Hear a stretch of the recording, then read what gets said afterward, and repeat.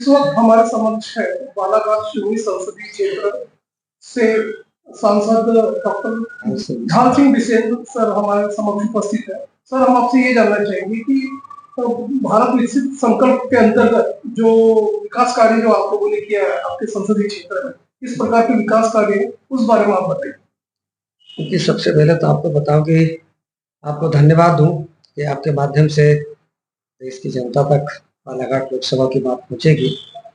मैं थोड़ा आपको पीछे लेके चलूं मोदी जी के पहले। तो ये स्थिति थी कि मेरे यहाँ पर अटल जी के समय पर सिवनी से नागपुर वाला जो रोड है स्वीकृत हुआ था 4 लेन। इसको उस समय तत्कालीन कांग्रेस की सरकार ने रोकने का काम किया और हमारे पड़ोसी मंत्री थे कमलनाथ जी, वो 10 साल तक बन नहीं पाई। जैसे मोदी जी बने उसके बाद में इस सड़क को सारी अनुमति देने का काम हुआ। तो ये एशिया की पहली ऐसी साउंड प्रूफ सड़क 8 किलोमीटर जो काम रुका पड़ा था, ये काम जो 10 साल से अटका पड़ा था, मेरे सांसद बनने के बाद उसको गति मिली और आज हमने उसको विद इन 2 ईयर्स कंप्लीट करके जनता के लिए खोल दिया। इन सब के अलावा यदि हम विकसित भारत की जो कल्पना है तो इसी तरह से रजे गांव से लवादा बालाघाट क्षेत्र में वहां पर 4 लेन का काम चल रहा है, बहुत तेजी के साथ काम चल रहा है। इसकी स्वीकृति मिली, सारा अवार्ड होने के बाद उसका काम प्रारंभ हो गया, वो एक बड़ा काम है। इसके अलावा हम यदि सिवनी की बात करूं तो सिवनी में हमने बंडोल से कानीवाड़ा, बंडोल से लेके कोहका, छिंदवाड़ा रोड पर, भोंगा खेड़ा से चौरई, ये 3 सड़कें बड़ी CRIF के अंतर्गत और PWD और MPRDC के अंतर्गत इन सड़कों का निर्माण कंप्लीट करा दिया। बरघाट ये सिवनी विधानसभा के काम है। बरघाट विधानसभा में हमने जो सड़कें ली वो गंगेरुआ से गोपालगंज,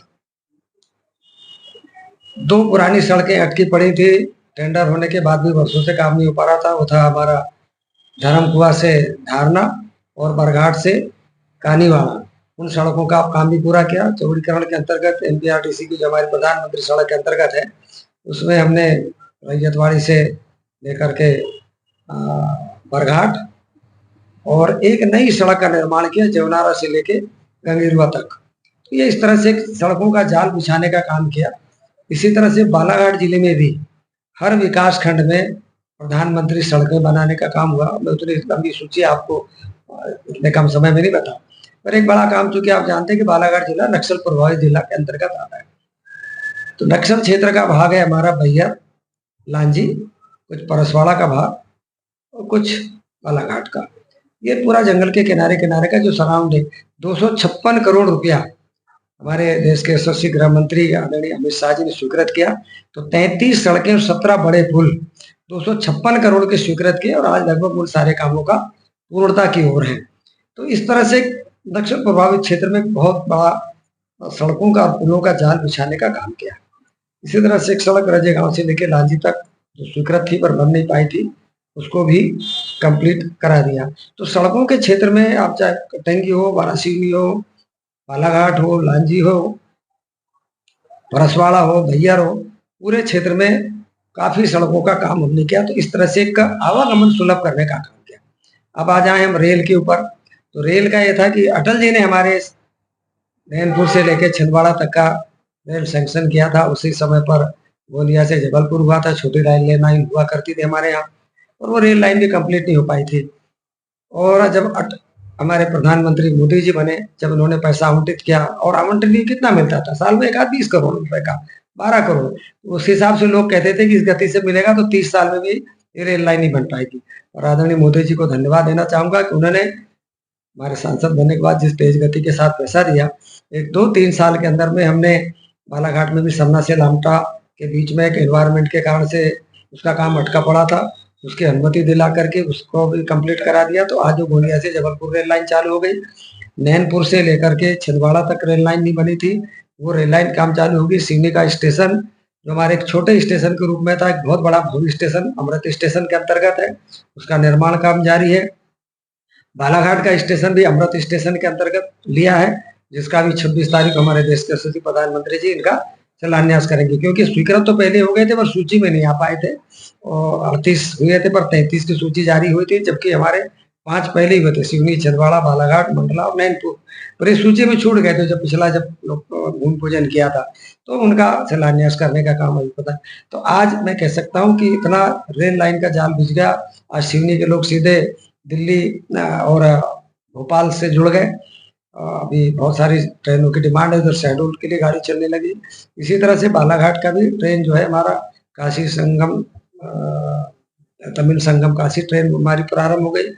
पर अभी और भी काम करना बाकी है, क्योंकि हमारे पास इतना ज़्यादा फ्रेट आ रहा है गोंदिया से, बल्लारसा से गोंदिया जबलपुर के लिए कि आज की तारीख में 50 गाड़ियाँ चलने लगी, बने हुए अभी 2-3 साल नहीं हुए।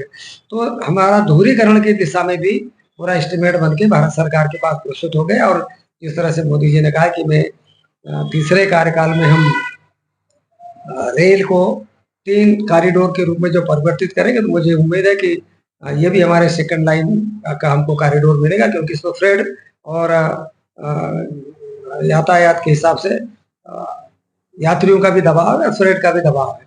750 करोड़ रुपए चढ़ाया, पर इसमें मेरी 2 विधानसभा और आती है सिवनी में। इरिगेशन का काम बालाघाट में ज़्यादा है, सिवनी में हम इलेक्ट्रिक का काम ज़्यादा है, क्योंकि 3 नहरें हैं। तो सिवनी को 750 करोड़ मिला है, 2 लोकसभा क्षेत्र आते हैं, बालाघाट के 450 करोड़ रुपए दिया। तो इस तरह से हमने बिजली के लिए भी भारत सरकार से बहुत पैसा उपलब्ध कराया, नगरीय क्षेत्रों के लिए भी पैसा सब मिल रहा है। तो ये सभी जान रहे हैं कि यदि मोदी जी की सरकार है तो विकास के नए नए आयाम खुलेंगे। और लोग ढाल सिंह बिसेन के बारे में इतना जानते हैं कि जहाँ हम कुछ नहीं सोचते, मोदी जी को के बारे में भी उनको इतनी मान है कि जो हम नहीं सोच पाते वो मोदी जी सोच करके जनता के लिए करने का काम करते हैं। जो कहीं ना घोषणा पत्र में होता है, ना कहीं कहा गया होता है, वो अपने आप पब्लिक के लिए मिलता है। तो इसलिए लोगों का एक मंशा है। तो मेरी यही अपील रहेगी कि आने वाले आत्मनिर्भर भारत के लिए, सक्षम भारत, सशक्त भारत, विकसित भारत के लिए, आत्मनिर्भर भारत बनने के लिए और देश को फिर से स्वर्णिम युग में लाने के लिए और सांस्कृतिक राष्ट्रवाद को के उस दिशा में आगे बढ़ाने के लिए वो भारतीय जनता पार्टी के पक्ष में मतदान करें और आदरणीय मोदी जी को तीसरी बार प्रधानमंत्री बना के देश को उस विकास की गति में आगे